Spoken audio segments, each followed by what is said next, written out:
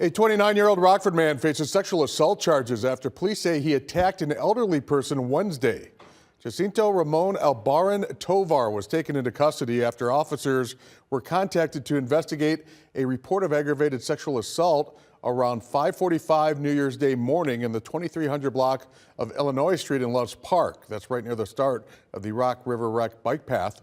Authorities say the victim and the suspect did not know each other. Tovar is currently housed in the Winnebago County Jail. In addition to sexual assault charges, he faces 2 counts of aggravated battery to an elderly person.